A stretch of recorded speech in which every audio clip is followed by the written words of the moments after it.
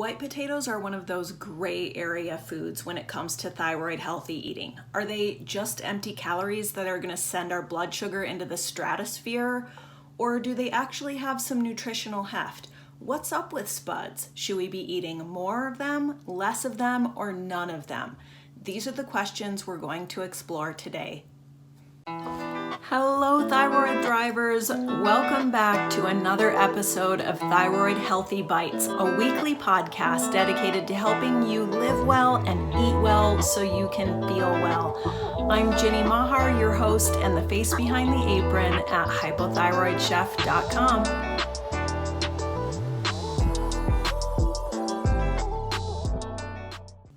All right, before we dive in, Thanksgiving is coming, and I just want to take a moment to say thank you. I appreciate you. I appreciate your attention, your support. I appreciate you watching the show, leaving reviews. I appreciate your comments and your emails, and most of all, your curiosity and commitment to thyroid healthy living. So whether you're watching Thyroid Healthy Bites on YouTube or on my website, hypothyroidchef.com, or maybe you're listening on iTunes or Spotify or Google Podcasts, thank you for everything. I truly believe that we thrive best when we walk this healing path together. And I just want to say that I'm honored to share this path with you as thyroid thrivers. So thank you. All right, on last week's show, I showed you how to make my ultimate dairy-free mashed potatoes and gravy, the most quintessential Thanksgiving staple there is.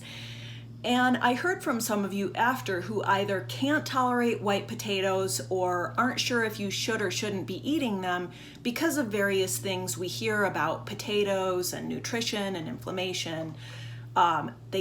Things like they spike your blood sugar, they cause inflammation, they lead to weight gain because they're, just another white starch. Potatoes are kind of like the Hooper Humperdink of a lot of common whole foods-based dietary templates like Paleo and Whole30. They weren't invited to the party, but now they are. I mean, does anybody else remember that book? But then, for true elimination diets like the Autoimmune protocol or the Elimination provocation diet, white potatoes are a no-go. Why is that? So that's what we're going to cover on today's show. We're going to bust those myths around white potatoes. We're going to look at their nutrition, the good, the bad, the ugly, all the facts around white potatoes, and we're going to help you explore whether or not they might be right or wrong for your thyroid healthy diet. First, I want to let you know that if you're feeling confused about what foods you should or shouldn't be eating as a thyroid patient, trust me, you are not the only one. This is why I created the Thyroid Thrivers Grocery Guide. This is a free one-page download that features over 130 delicious, nutritious, and colorful foods we can eat. Obviously, there is no one single thyroid healthy diet, so you can tweak this list as it pertains to you and your current dietary needs and goals and sensitivities. But you can download that. There's a link in the show notes, or you can grab it at hypothyroidchef.com/grocery. Okay, so potatoes have gotten a pretty bad rap in the diet world, but the tides are sort of turning on this because there is so much nutrition in potatoes. They have a lot of micronutrients, they have a lot of fiber, they're a natural source of iodine, they contain gut-supporting resistant starch and other positives that we'll get into later. But what a lot of health experts are really trying to emphasize now is that it isn't so much the potatoes, it's what we do to them that becomes unhealthy. What are the vast majority of potatoes consumed as? French fries, potato chips, and things like that. And those kinds of potatoes do become unhealthy because of what we do to them. Namely, we're frying them in refined, highly inflammatory oils. Those oils are not good for us. And I can pretty much guarantee as a chef and restaurant worker that almost everywhere you go that's serving any kind of fried potato, it's going to be deep fried in things like refined peanut, canola, soybean oil, vegetable oil, etc. So we have to differentiate between just looking at the whole food potato that has been, unadulterated or is just simply prepared or prepared with whole foods or healthy fats versus processed food potatoes that we buy like in a potato chip bag or at the fast food drive-through that have been turned into something unhealthy. So there is kind of a key difference there that we need to keep in mind. If you're curious to learn more about which oils and fats are healthy, you can check out my guide to healthy cooking fats and oils at hypothyroidchef.com/fats. And this will help you decipher between which fats are healthy, which cooking methods are healthy and good for us to eat versus which are more detrimental to our health. Because I think this is a key factor with potatoes in particular. And potatoes, at least here in the US, they are a staple. They're comforting, they're filling, they're delicious. From a culinary standpoint, they make a wonderful canvas to add flavor to or to add heft to things like soups and stews. I love to put them underneath a chicken while I'm roasting it so it can just absorb all those delicious herbal and savory flavors and juices. I actually really enjoy cooking with and eating potatoes, but there are some pitfalls that I try to avoid. And of course, as always, I'm not here to tell you I do this, so this is what you should do, but I do try to share my personal experience with various foods just as a thyroid thriver because I think it's helpful. So along those lines, I'm curious, we're all curious, what have you found works for you with potatoes? Do you eat them or don't you? If you're watching on YouTube, drop a comment for us so we can all share with each other and learn from one another's experiences. So let's look at potatoes specifically for thyroid thrivers. Are white potatoes good for us as thyroid patients? For thyroid thrivers in general, the more nutrient density, the better. And in that pure, unadulterated form, potatoes are actually quite nutritious. Potatoes feature several key thyroid supporting nutrients like vitamin C, B6. They have more potassium than a banana. They contain magnesium, which is incredibly important for us as thyroid thrivers. And as I mentioned, they're a natural source of iodine. When you look at all the nutrients in potatoes, for the caloric price tag, there's a pretty high nutrient to calorie ratio. So in one baked potato, you're only getting about 160 calories. So it's one of those foods that really gives you a lot of bang for your caloric buck, nutritionally speaking. They do have a substantial amount of carbohydrates. There's 37 grams in one baked potato, very minimal amount of fat, minimal amount of sodium. They do contain 4 grams of dietary fiber. Again, we're talking about one baked potato here. And they do contain 6 grams of resistant starch. I mean, when we think of potatoes, we think of starch. We think of potato starch, right? That's what makes mashed potatoes so fluffy. And that resistant starch is something that's highly beneficial to anyone who's trying to eat for their overall health, but especially to us as thyroid thrivers because resistant starch is a highly fermentable form of fiber that goes into your digestive tract and it feeds beneficial bacteria. Now, some people have even started supplementing with resistant starch, and I recently learned through researching for this episode that one of my nutritional research heroes, Dr. Sarah Ballantyne, who's a research scientist, has covered resistant starch and how supplementing resistant starch like potato starch is problematic and even detrimental to our health. So I want to add that for anyone out there who's heard, oh, resistant starch is good, I'm going to start taking this as a supplement.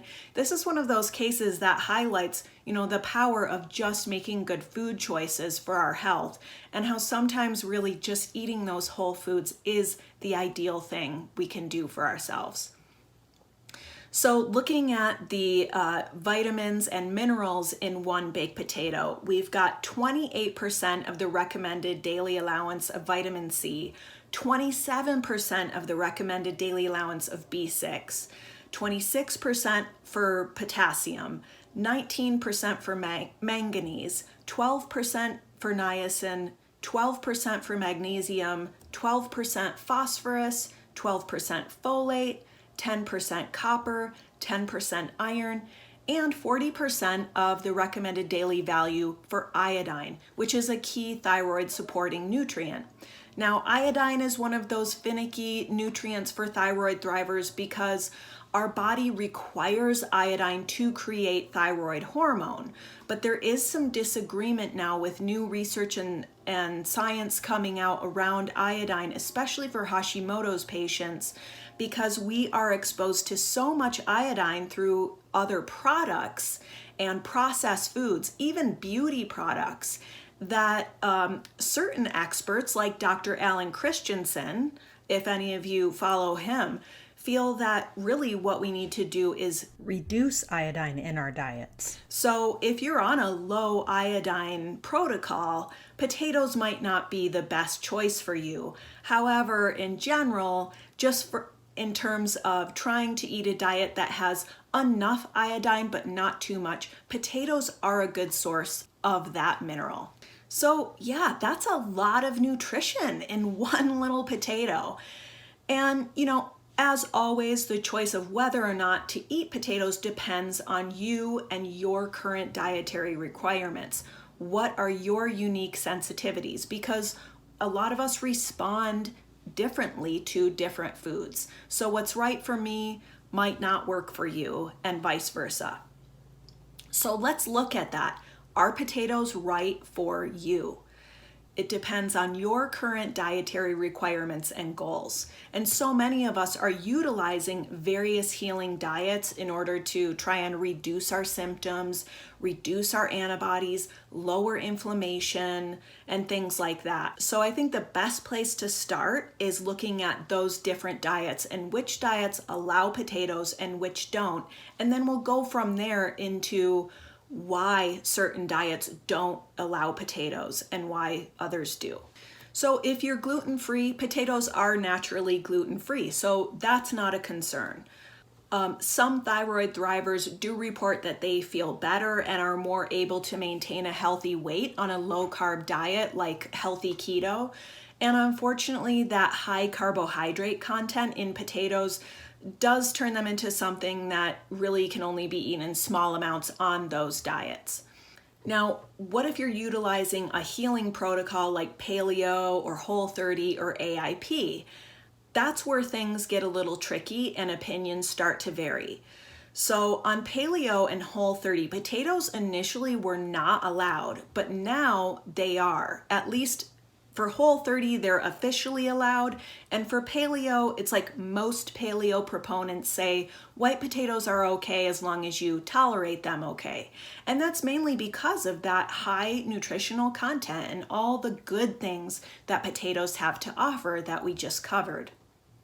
It was in 2014 that Whole30 officially amended their rules to add the white potato back to their list of approved foods. The reason why is because of that high nutrient density. And also they echoed that it's not the potatoes themselves, but what we do to them and how much of them we eat that can get problematic. So that is another important point to cover here, because potatoes are kind of like rice in that they're a gluten-free starch. They fill us up, they're comforting, they make that nice bed for things like stews or, other things we might like to serve on top of potatoes, right? The trap that we can fall into is that we end up eating too many potatoes. Instead of eating, bread and bagels and all kinds of things created with wheat, we shift to maybe too much white rice and too much potatoes. So I think that's something that we do need to keep in mind and be aware of, so that we're not overdoing it on this one food at the expense of other more colorful and even less starchy vegetables. They're not flat out officially approved, but there is a hot debate going on in the paleo world that has many paleo advocates leaning towards allowing some white potatoes back onto paleo plates. Again, we want to eat them in their purest form, in clean preparations, and also not overdo it. For those of you who are utilizing the autoimmune protocol or autoimmune paleo, it's important to be aware that potatoes are not allowed on the elimination phase of the autoimmune protocol. And the reason why is that because potatoes are in the nightshade family. Long term, really, they should be avoided for anyone who has a nightshade intolerance or sensitivity. Now, the autoimmune protocol does evolve into stages of reintroduction. When you're looking at potatoes, those are a phase 3 reintroduction if they're peeled, and then potatoes with skin are a phase 4 reintroduction. And there is a reason for that because of this, nightshade thing. We'll get into that here in just a minute.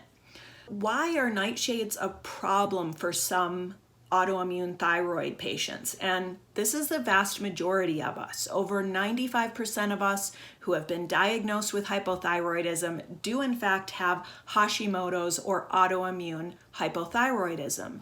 So what's the deal with nightshades and autoimmunity? Let's look at that.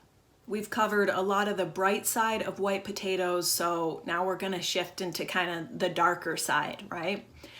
White potatoes are, along with vegetables like tomatoes, eggplant, and peppers, in the nightshade family. And these foods are really healthy in many ways. So I always want to avoid putting foods into the bad pile or the good pile.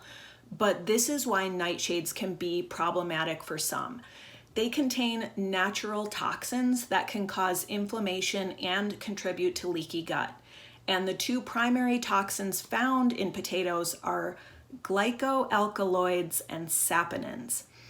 Let's pause, and before you freak out, just keep in mind that there are a lot of vegetables that do contain naturally occurring chemicals that can be mildly toxic to humans, some more than others.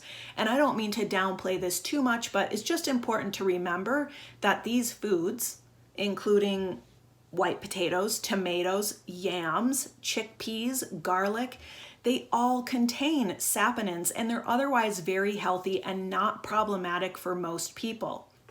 There is a function to these naturally occurring chemicals in nightshade vegetables, and what they do is they provide a sort of natural pesticide and fungicide to the plant, so they're protective to the plant.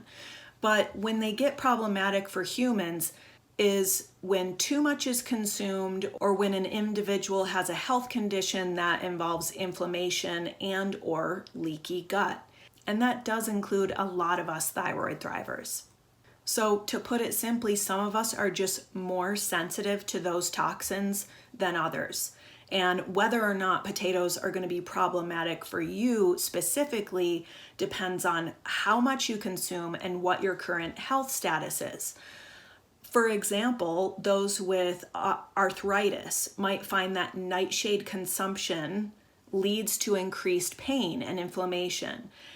Another example, those of us with highly compromised gut health, severe leaky gut, severe dysbiosis, etc., might be more sensitive to nightshades. So it's important to pay attention to the feedback your body gives you from consuming potatoes.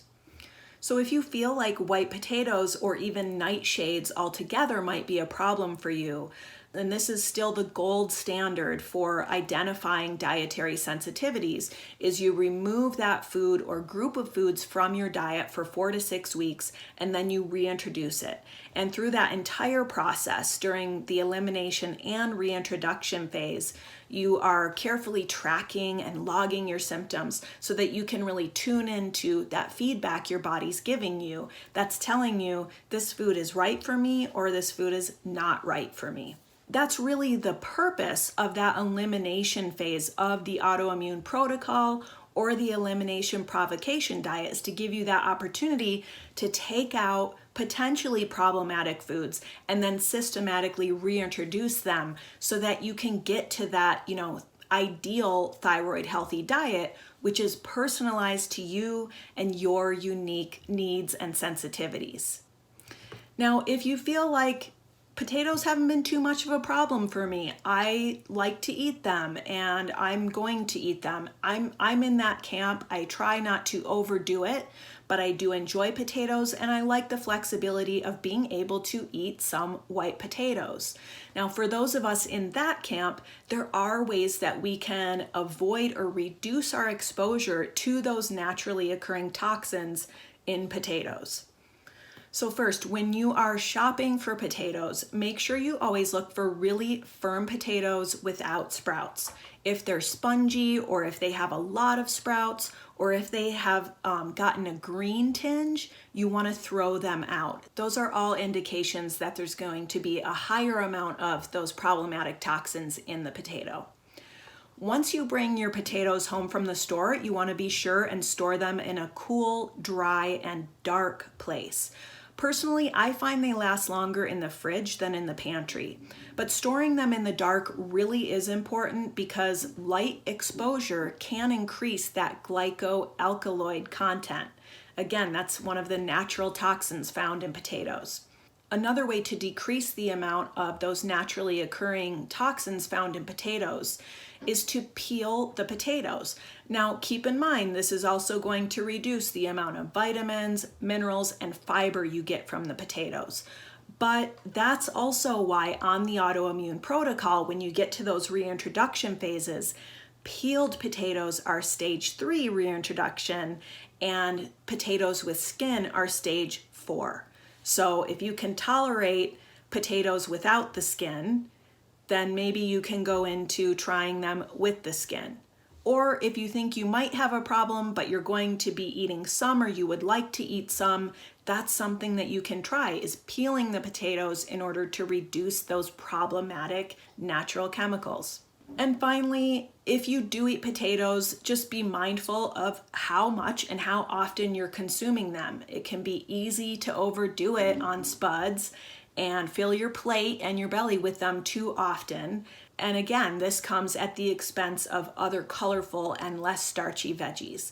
So we want to make sure we're eating the full rainbow, getting that full phytonutrient spectrum, not just filling our plates with too much white starch, even if it's gluten-free.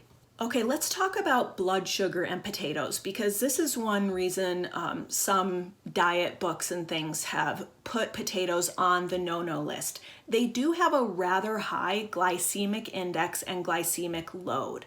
Now, those are two metrics that have been used to indicate an increase in blood sugar correlated to certain foods. So a freshly baked potato is said to have a glycemic index of 111 and a glycemic load of 33. And if you know anything about those metrics, that is pretty high. And it sounds bad in terms of blood sugar, but there are some really important caveats here to remember. First, the relevancy of just that whole glycemic index is really being called into question lately in the nutrition world, because how our body responds to certain foods really varies a lot. And that can vary depending on a lot of things like our genes or what was the context of the meal. What did we serve it with? What was the macronutrient balance? Was there protein served with this? That's something that can change what happens in our bodies in terms of blood sugar.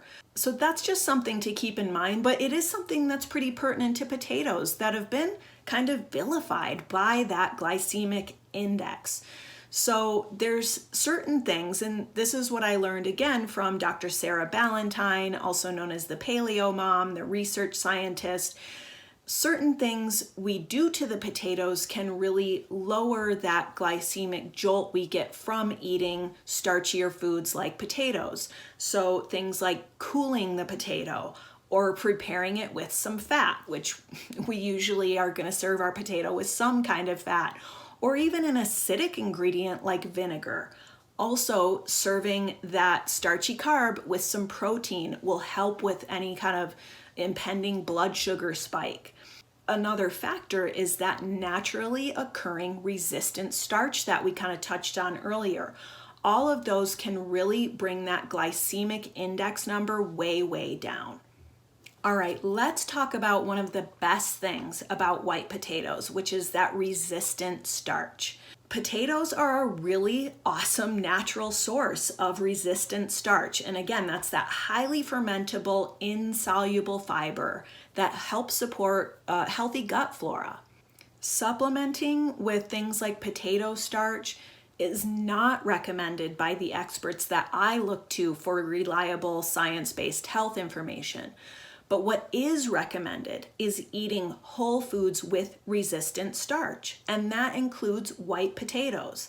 It also includes a lot of other foods like root vegetables and bananas and sweet potatoes. So you don't have to eat white potatoes to get resistant starch, but if you do choose to eat white potatoes, that is one of the pros of doing so. So it's not just resistant starch, but really fiber in general that's very beneficial to our digestive health, to our overall health, and in particular, it really helps feed a healthy microbiome, your good gut flora. And this supports your immunity. It also supports your blood sugar imbalance. So there's, if there is a halo over white potatoes, that's it. It's the resistant starch. I think that's one of the best things that we can get from them as thyroid thrivers if white potatoes are right for us. What has my experience been with white potatoes? I have done numerous rounds on the elimination phase of the autoimmune protocol diet, the longest one being 6 months. And while I've done that, I have eliminated white potatoes, and I've gone through that process of elimination and then reintroduction. And white potatoes are not a food that I've really been able to correlate any noticeable symptoms from, like noticeable increase in inflammation or bloating or digestive distress or anything like that. So I do choose to eat white potatoes. I try not to overdo it. I try to prepare them in a healthy way. As with any kind of carbohydrate I consume, I almost always make a point to consume it with protein to prevent any kind of major blood sugar spike. And I feel good about it as something that promotes my gut health, provides a lot of nutrients, including some iodine, and also that just makes it a little bit easier for me to do things like put on a holiday meal, feed a family who loves potatoes, and things like that. It's something I appreciate the freedom of having in my thyroid-healthy diet. I have met several other thyroid thrivers along the way who do not tolerate nightshades, and what I usually hear from them is it makes my joints hurt. It increases inflammation for me to eat any kind of nightshades. So I've just eliminated those things like chilies and tomatoes and potatoes and eggplant and things like that. Thanks for tuning in to another episode of Thyroid-healthy Bites. If you'd like to learn more about which foods are best for thyroid-healthy eating, you can download my free Thyroid Healthy Grocery Guide at hypothyroidchef.com/grocery, or I'll put a link down below in the show notes. And if you've enjoyed the show, please don't forget to like, subscribe, or leave a review. I'm Ginny Mahar, wishing you a safe and happy Thanksgiving and the best of health. See you next time.